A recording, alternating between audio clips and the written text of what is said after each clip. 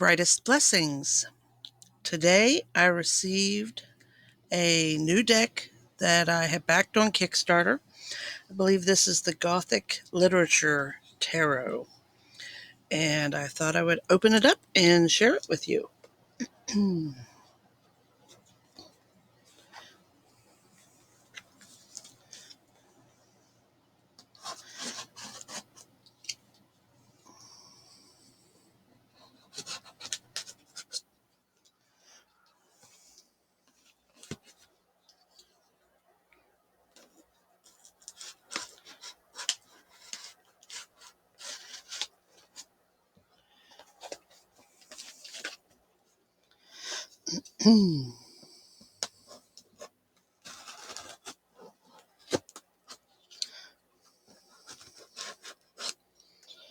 Okay.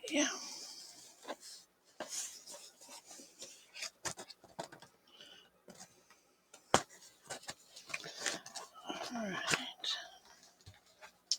Here we go.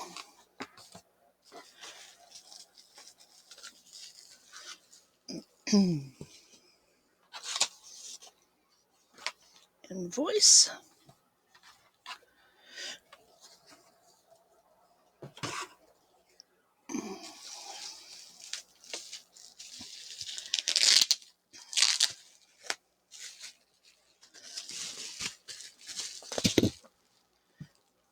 There we go. And let's get the plastic off.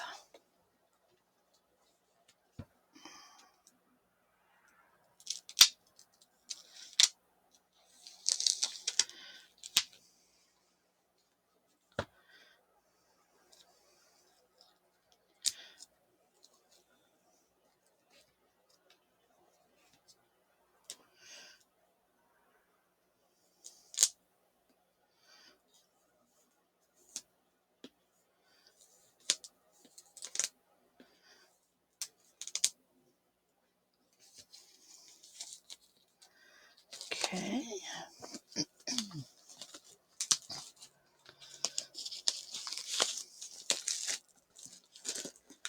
There we go. Now the plastic is off. This is a gorgeous, gorgeous box. Very gothic. Let's see what it says on the back. Enter the mystical world of Gothic literature. And they have quite a few different pieces of literature that they take characters from. Nice spine, just like a book.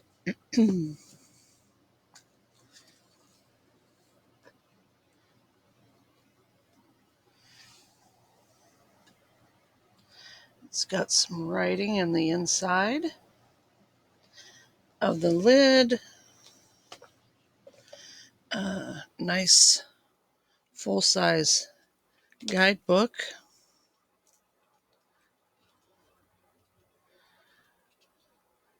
Have nice full pages. Looks like it only has the pictures of the major arcana in the book. Flipping through, I saw that there seemed to be, yes, he's included a Gothic romance spread in the book to use with this deck. A Raven's Crypt spread, a Gothic Crossroads spread.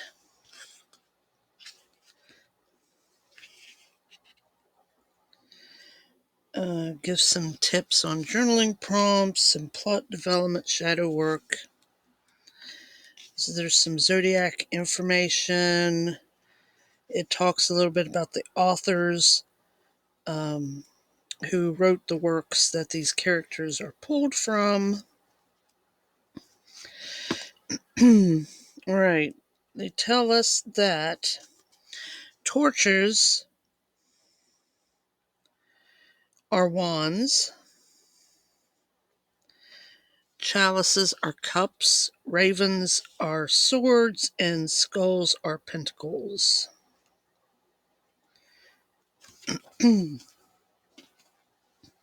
So that's how this deck unfolds.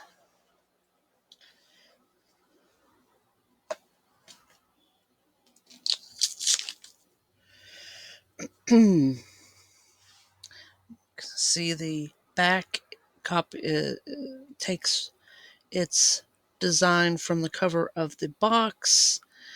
Here's pictures, and it has nice silver edging.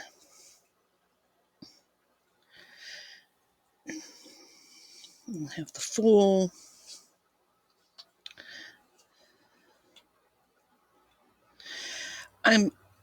I will admit that I got this deck specifically for the fact that it references Jane Eyre, and it has several characters from the book, not just Jane. And one of the characters here is Bertha Mason. And they have her as the High Priestess, and I find that an interesting choice. I will look forward to looking at the guidebook to find out if it gives a reason for that. The Emperor is Mr. Rochester.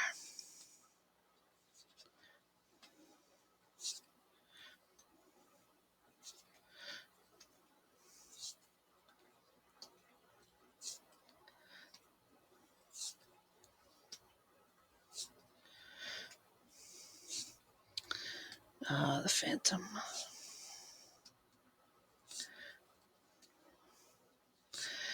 It's very good. Oh, the Tower, Thornfield Hall. That's awesome. And interestingly, the fire, Thornfield Hall burning, also reminds me of another Gothic story, though much later than most of these that are written, called Rebecca.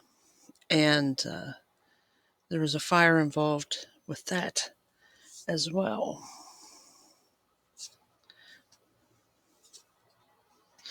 The Sun, Jane Eyre, and that I do believe is very, very appropriate for her to be the Sun card. Because no matter what she went through, she had an indomitable spirit,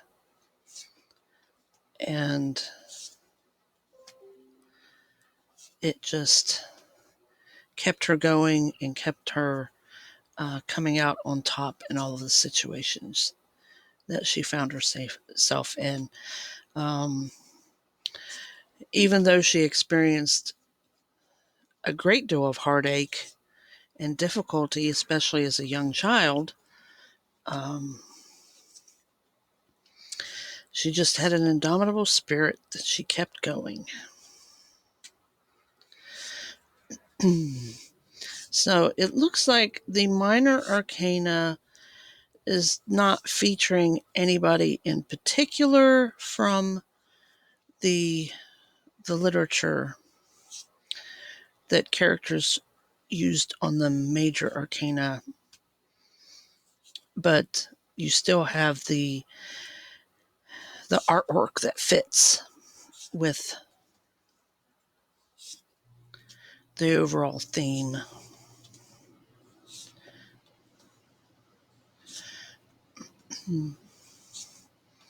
I do like having a suit of ravens.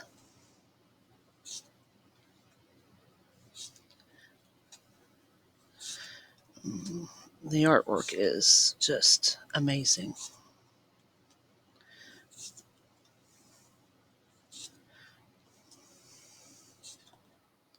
I love the images.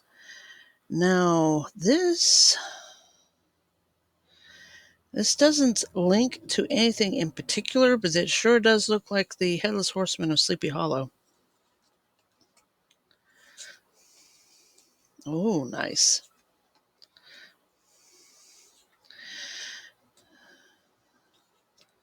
In death and dust shall you return. Skulls are pentacles.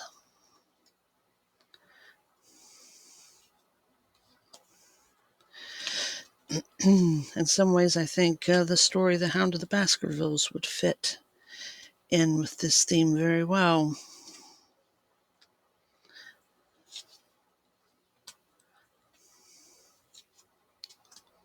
So, yes.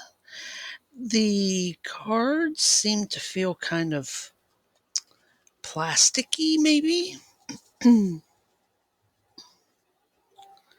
So,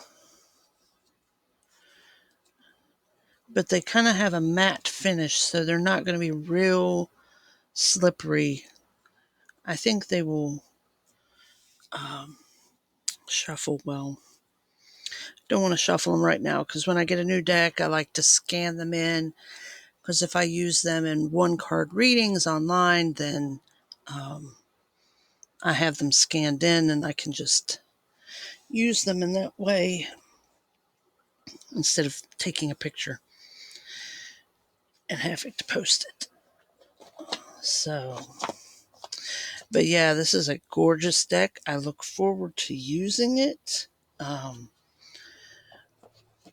I will work with it very soon. I think I'll probably follow up with a video where I'll do one or two of the spreads included in the book since they are exclusive, well, designed specifically to use with this deck. And it would be nice to see how that works out. I like trying uh, the new spreads that were written specifically for a deck and see how it works out. So I hope you found that interesting, that you are as entranced with this deck as I am, and blessed be.